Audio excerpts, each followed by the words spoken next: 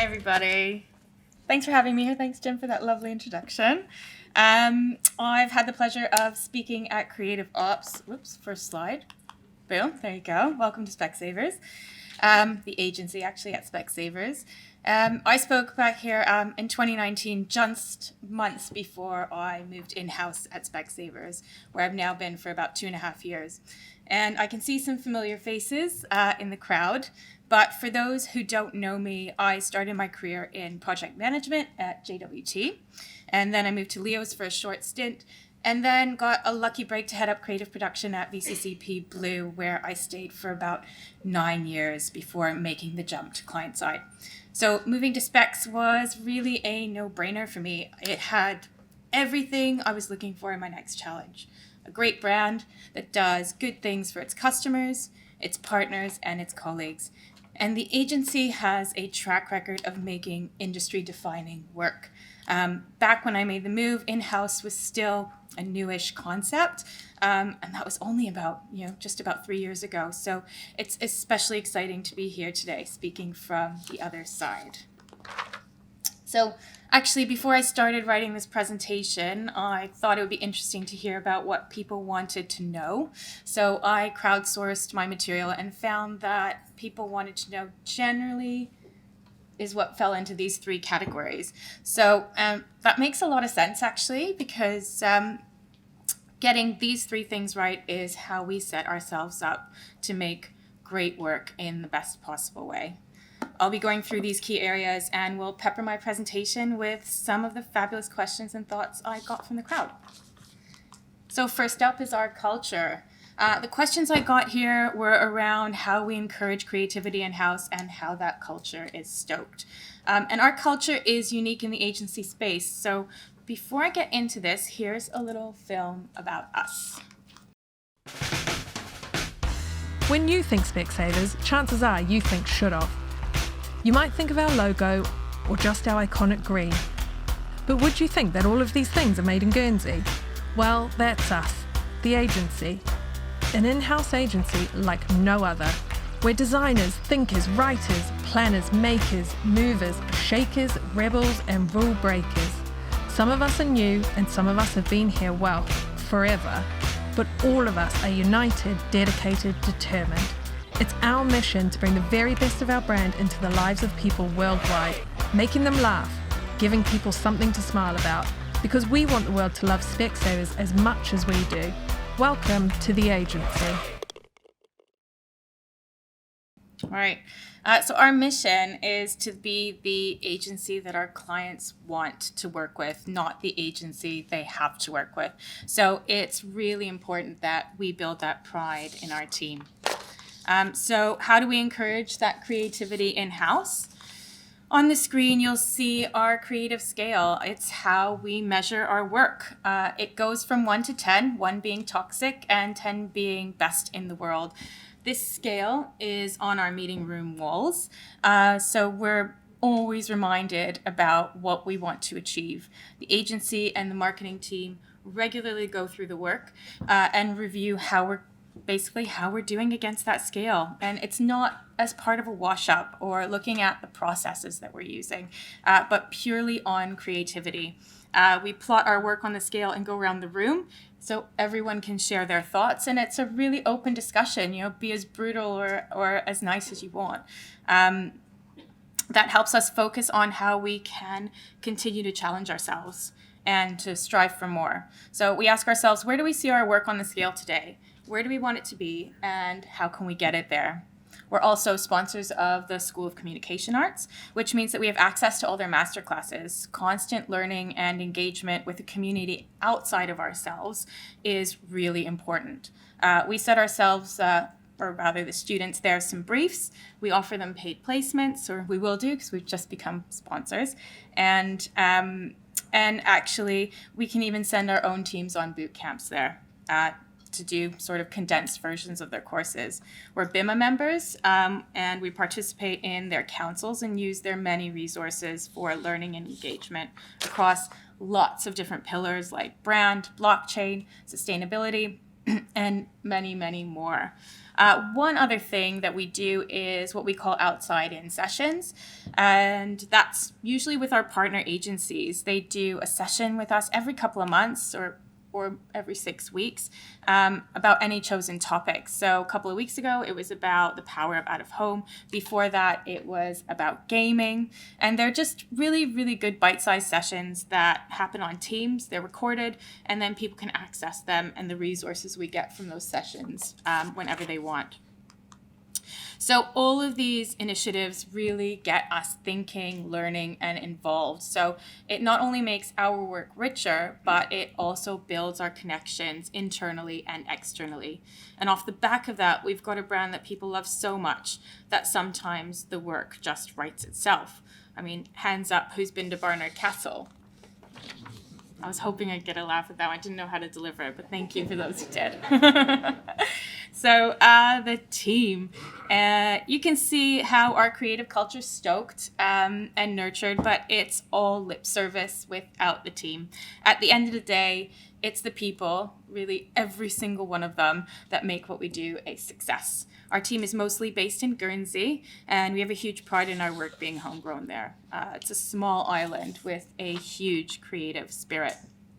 So some of the questions that came through were around the roles and the departments we have in the agency. Do we have an in-house project management function? What's their remit? What are the specific brand roles? And how do we balance creative and brand comms? Here was also an interesting question from a CD about how we manage the approvals to go ahead and who has the final say. So let's jump into the team. No spoilers, but it's fairly standard agency team structure. Here we go. We have a client partnership team. External agencies will call that the account management team. That team is actually a fairly new addition to the agency. We didn't have client partnership when I joined. And the agency-client relationship was really being managed by everyone working on a project. It wasn't a defined specialism with clear objectives. Once we implemented that team, our client, lost my place, sorry. It became a defined specialism with clear objectives. And really, it helped us to facilitate better conversations for the work and better communications with the client. So the client partners really help us knit together our third-party agencies, our internal stakeholders, making sure that everyone is on the bus, so to speak. We wanted to give people the space to do what they love to do without wearing too many hats. Next up, we've got our agency ops team. It's a varied team of people, and really they're the linchpins of driving the whole spectrum of work that comes through the agency. Our integrated production team consists of creative, digital, and content producers. They work through the line and push and pull from various specialisms. By working together, they become a truly cross-functional team, with our juniors having the opportunity to learn the ropes on all of it. Once those masters are approved, all that work gets handed over to our studio, and that team moves on to their next project. The studio also has a very team of specialist managers. They handle our CRM, digital, and print and design work from master. That team forms the delivery room. There are final checks and balances, and they keep us on our toes.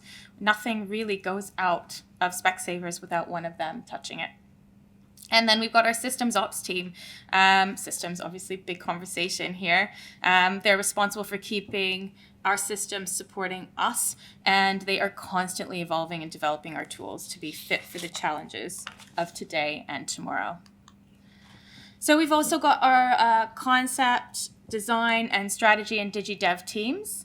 Our concept and design are one speed like our other teams, meaning that they work across all media with specialist leads to really have that expertise and cross-skill and keep us best in class. There were a couple of good questions around those areas of the business. So we have a team outside of the agency that's responsible for brand. They're called the Brand Expression and Activation Team, or BEAT for short. If we're proposing work that's outside of our guidelines, they'll be consulted. Our design and studio team is very good at keeping us true to and evolving our Brown guidelines, but also they're brilliant at keeping us or helping us make sure that we're staying true to our campaign objectives. So we have a weekly meeting with our beat team to take them through our work. That helps us have conversations upstream so we know how to navigate as the work progresses. I think the key thing for us is how do we make the best possible work and take everybody along the way with us. This question came from a CD that had recently moved client side and was finding their position at odds with their brand marketing manager and a bit of ambiguity around who owns the brand strategy. So I have to admit that actually when I got this question, it made me reminisce about my agency days. You may have been the top of the food chain in your agency, but the client has to be a partner in all the decisions we're making.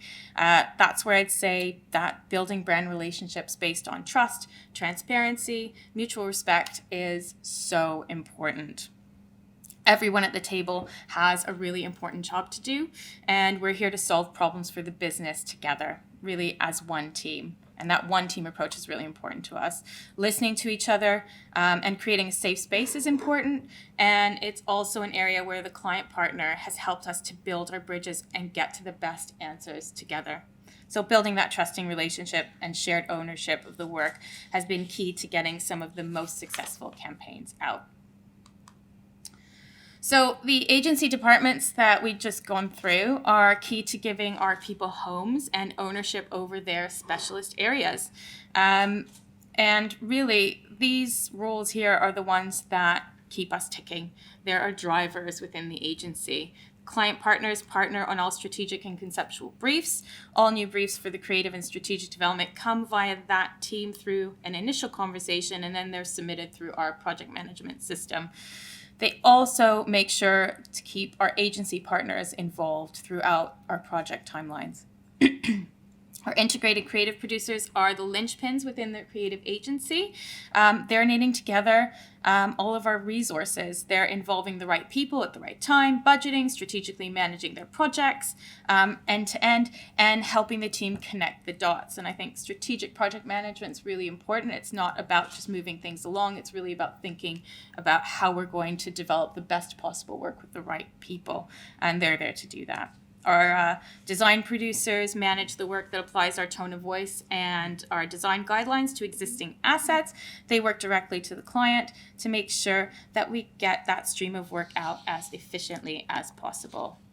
All these requests go through the design producer or direct to a specialist, like our web dev team, and they're submitted and managed through our project management system as well. Studio managers manage all the delivery and production art resource, be it briefed directly by client through our creative or design production teams, and they manage the work that uses templates or add-ups for masters. All our studio production requests are submitted and managed via our project management system. Our resource managers juggling all of our design, dev, and creative resource, and our systems ops are forever evolving and tweaking our many systems. So that's our agency department structure and some of the key roles that keep us moving. We went from being a creative department to a full service agency, and dare I say, the agency that our clients want to work with. The landscape changed and we needed to evolve our operating model with a simple foundation. We're confident that we can iterate and evolve as what we need to deliver does. So we don't do it all ourselves either. We've managed to build solid relationships with our agency partners where they're an extension of our team rather than the competition. They're built into our processes and we're constantly reviewing how we can work better together. The key thing when we were evolving our structure was not to lose what had made us so successful for so long, but to enhance it for today and for tomorrow. And coming from an external agency, I was really conscious of, not duplicating what I'd done before, but really trying to do something new with our team. We needed to build our agency for the future without losing the magic. So we continue to deliver our mission of better sight and hearing for everyone. So that's our team. They help us maneuver, evolve, and innovate. but we needed the bricks and mortar to house that foundation. How we work is the key to how we build the culture to create something new. So the questions I had around how we work focused on systems, prioritization, and ensuring shared goals on all of those elements. And those are baked into our process. One thing I quickly realized when I joined Specsavers was the sheer amount of work that we do. When I was agency side, we could create a TVC, have a few out-of-home executions, blast out some digital and some print, and off you go on to the next one. At Specsavers, the agency is responsible for everything you see everywhere, pretty much. Be it in a press ad, at your doorstep, on TV, down to the signage in store, the naming of our ranges, to the logos that are printed on our glasses. Our studio alone puts out hundreds of thousands of artworks every year, and that's not counting what we automate. It's a complex mix of requests, and we went back to basics really to define and channel how we work on that spectrum of requests that we have coming through the agency. To keep things as simple as possible, we identified our workflows as create, calibrate, deliver. Every project or request comes through into the agency in one of these funnels. It's in development, so it will be coming through one of these funnels. But every project or request comes through that way, and each funnel has clear team ownership agency side. So we know who and how we work with on every project. That means making sure we have the right people on every job, able to make quick decisions and progress things internally. We also have clear escalation points in the agency. Really, we want our teams to be empowered to make decisions and feel supported by the team when they need answers or direction. These workflows are not just for marketing, but for everyone that needs our support in Specsavers. That's not to say that we work on everything. It just means that we have a way to filter every request into the right funnel so it's managed in the best possible way. To help manage our work, we use Workfront.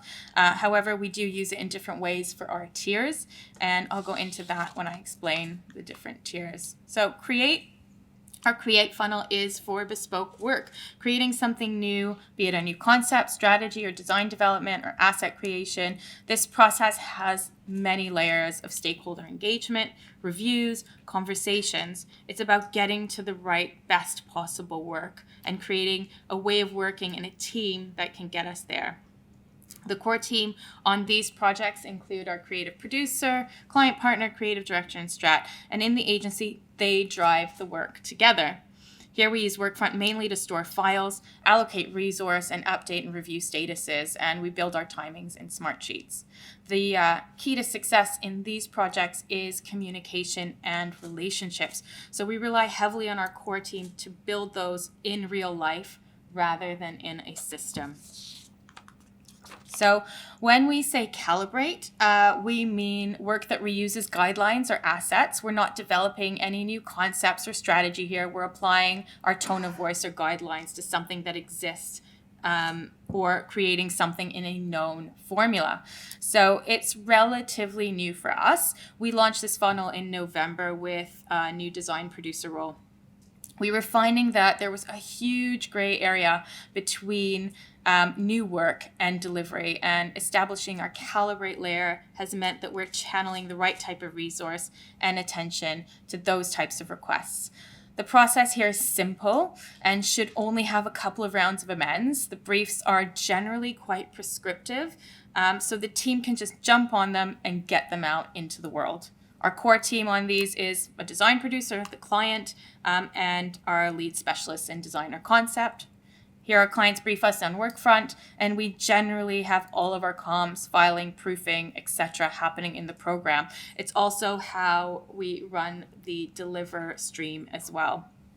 Because there's such a huge amount of work going through, doing it through the system ensures that we have the correct information and approvals to action everything in the most efficient way. Deliver is where our studio really comes into its own. Anything that's an adaptation from a master comes in as a request to the studio. The core team of a studio manager, a production artist, and the client mean that we further tighten that resource to action just what's needed. These types of requests should be actioned and go straight out with one amen tops.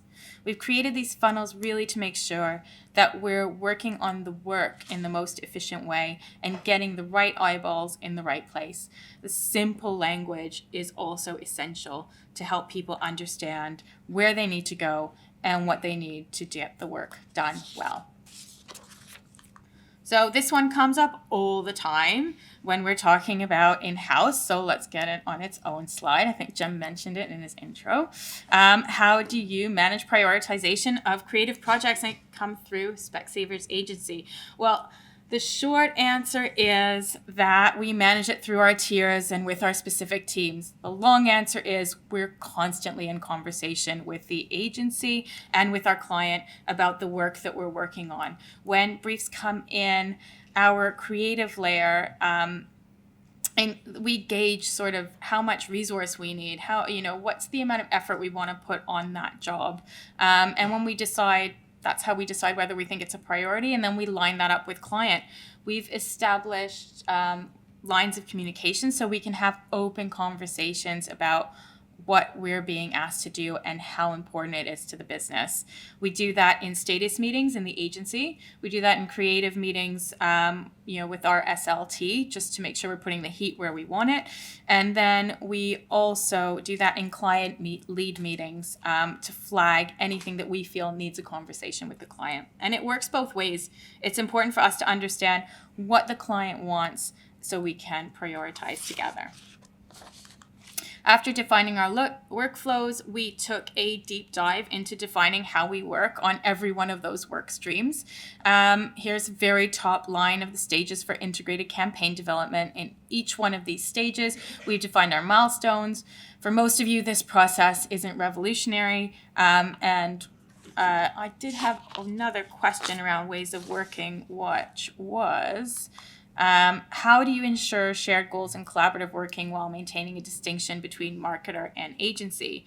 And we've done that by really building it into our processes over a shared backbone, meaning that we understand how each other works, where we come together, and what we need to do to move to the next stage. So our processes have the same touch point with outcomes that mirror each other. And we know what that sort of when we come together, we're there to achieve the same things. It sounds really simple, but it was hard getting there, but maybe often the most simple things do take that time. So once we've defined our stages, we really got into the nitty-gritty of how we work.